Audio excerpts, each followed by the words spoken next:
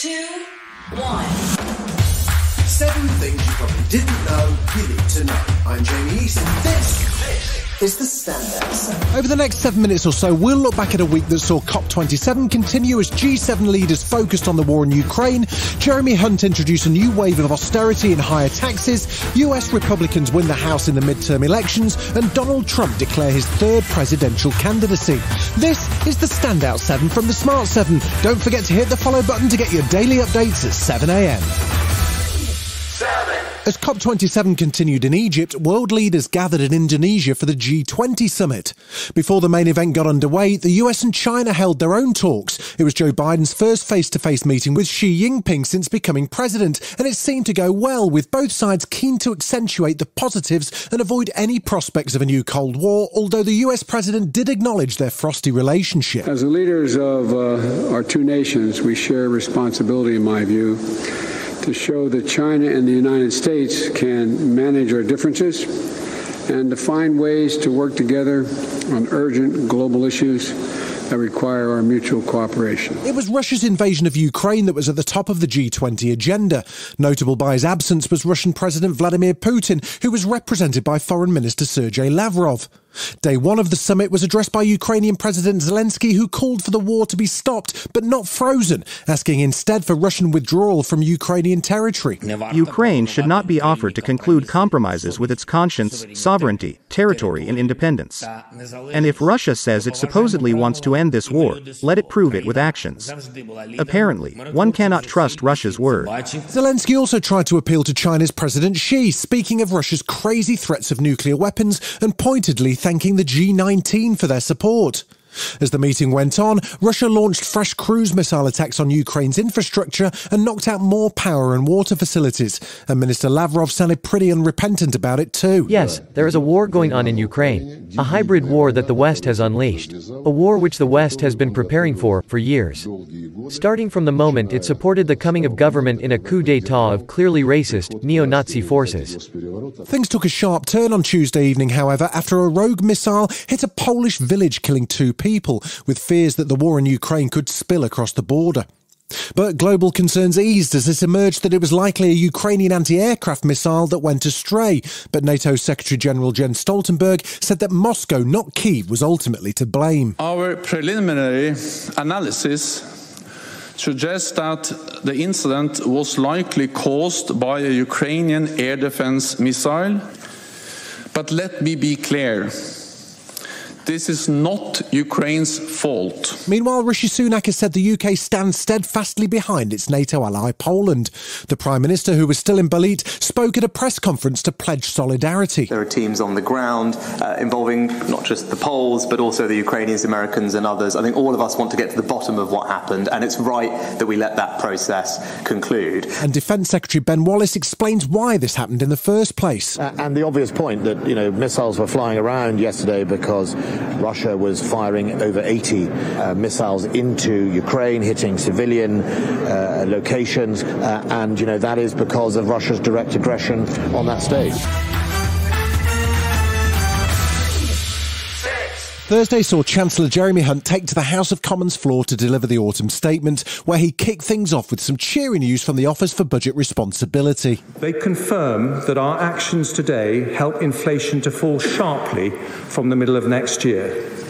They also judge that the UK, like other countries, is now in recession. Onto the plans themselves, Jeremy announced an additional 2-year freeze on income tax and national insurance thresholds, an increased windfall tax on major oil and gas producers, and confirmed that state pension and benefits payments will increase in line with inflation. He also established what's happening with the energy price guarantee, which was introduced last month by former PM Liz Truss to help families cope with soaring energy costs. From April, we'll continue the energy price guarantee for a further 12 months at a higher level of £3,000 per year for the average household. But he wasn't done there. For the estimated 2 million workers who receive the national living wage, he's revealed it's set to rise from its current £9.50 per hour for over 23s. So today, I'm accepting the recommendation of the Low Pay Commission to increase it next year by 9.7%, which represents an annual pay rise worth over £1,600. Monday saw the government strike a new deal with France to help stop migrants crossing the English Channel in small boats, but it's going to cost us. Under the new plan, the UK will pay France an extra £8 million a year to increase surveillance on French beaches, while also allowing UK police officers to observe patrols within France. The Home Secretary, Suella Braverman, spoke about her plans to significantly reduce the number of people crossing the Channel and praised the new multidimensional approach. The Prime Minister has been absolutely clear. I've been absolutely clear that illegal migration is totally unacceptable. Meanwhile, Foreign Secretary James Cleverly was on hand to explain the actual aim of the plan. Well, ultimately, what we want to see is these crossings reduced completely, but we have to be realistic. Labour leader Sir Keir Starmer wasn't impressed, pointing out that the government is still failing to actually process applications. This has been going on a very, very long time, and the Home Secretary has said that the asylum system is broken. She's right about that. They broke it. So yes, this is a step in the right direction, but there's so much more that needs to be done.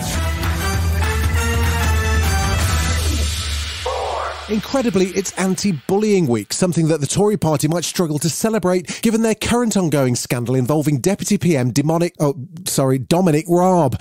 Raab, who's also Secretary of State for Justice, is now facing an inquiry into 2 claims of bullying against him. Labour's Angela Rayner used Prime Minister's Question Time to grill the Deputy PM and ask him if he's any intention of apologising. No ethics, no integrity and no mandate, and still no ethics advisor. So when will they appoint an independent ethics advisor and drain the swamp? Dom says he only found out about the complaints on Wednesday morning and immediately asked PM Rishi Sunak to set up an independent inquiry. Downing Street's now looking for a very brave investigator to conduct a full external investigation. I'm confident I behave professionally throughout, but of course I will engage thoroughly and look forward, Mr. Speaker, may I say, look forward to transparently addressing any claims that have been made. Still to come on the Standout 7, Nancy Pelosi puts down the gavel and it turns out the Avengers still have a group chat going. Right after this.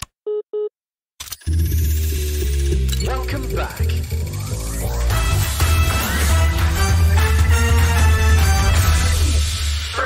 After a week of ballot counting, Thursday saw confirmation that the Republicans have taken control of the US House of Representatives in a narrow victory over the incumbent Democrats.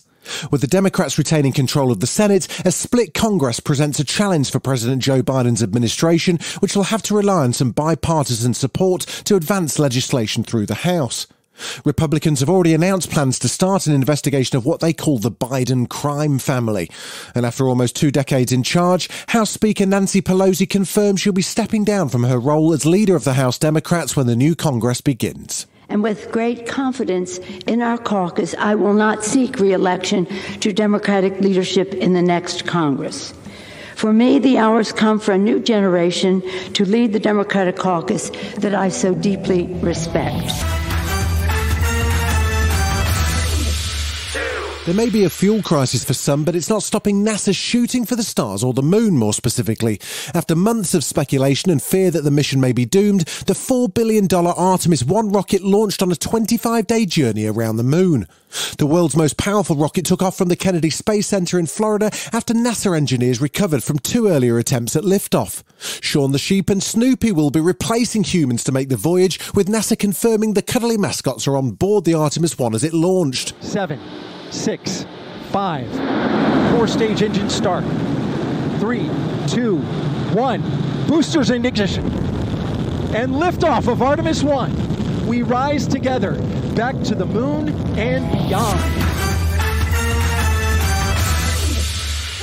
Last week saw Captain America Chris Evans crowned People magazine's official World's Sexiest Man Alive.